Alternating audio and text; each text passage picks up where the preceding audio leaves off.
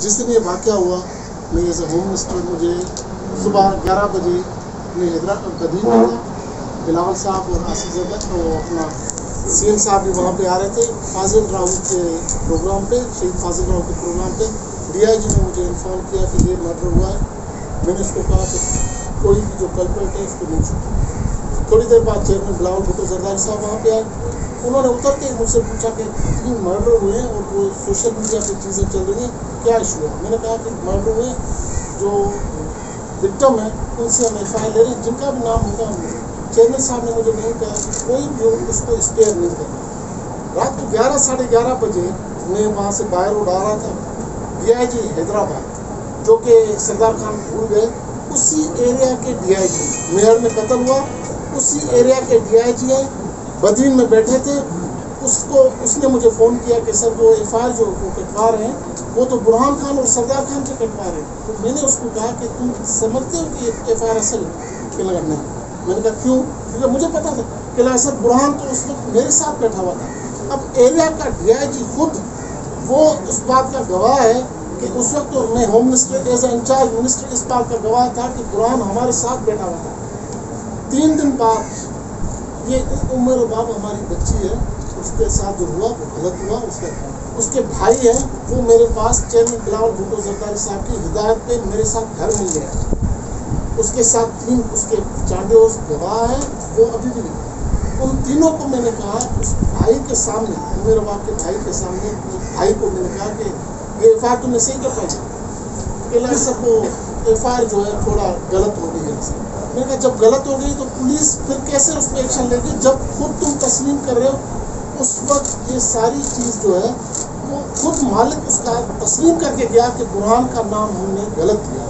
उसके बाद उसका भाई सदा उसे खुद उसको इस बात को डिनाई नहीं करेगा। अगर वो करेगा तो उसके 3-4 गवाह जो जिसके साथ अभी फरियाल से मिले।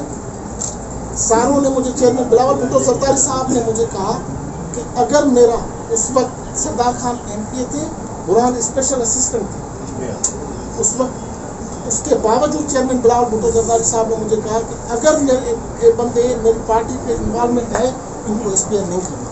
तो ये वो कुछ हकीकतें हैं कि पाकिस्तान पीपल्स पार्टी कानूनी चाराजोई में कभी भी अमल में रुकना नहीं डालती।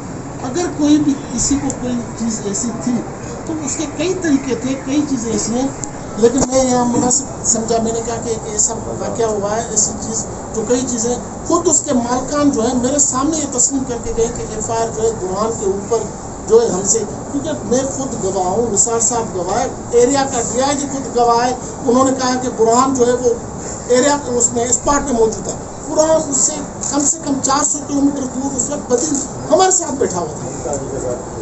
वो एमपी हमारा गवाह है कि उसके पास ब्रेकफास्ट भी था, पर उससे हटके मैं खुद इस चीज़ का गवाह हूँ। डीआईजी उस एरिया का गवाह है कि वो जो है जावेद आलम ओडो जो है वो इस बात का गवाह है कि ऐसी चीज़ें जब एक बंदा कानूनी हर जगह पे पाकिस्तान पीपल्स पार्टी कोर्टों पे बिलीव करती है।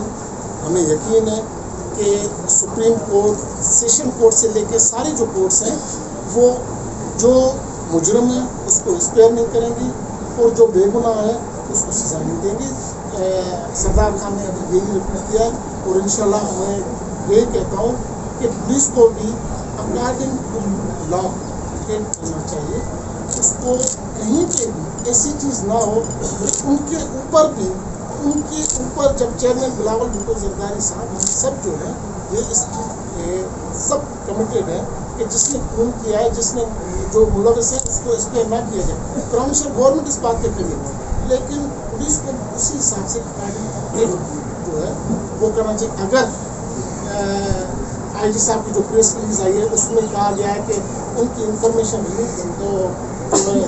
लीक हुई है, तो वो इंफॉर्मेशन सरदार खान को सबको पेपर भी देगा कि 4:30 पे गालबन आईजी साहब 4:30 पे वो निकले और 4:41 पे वो जो है वो खबर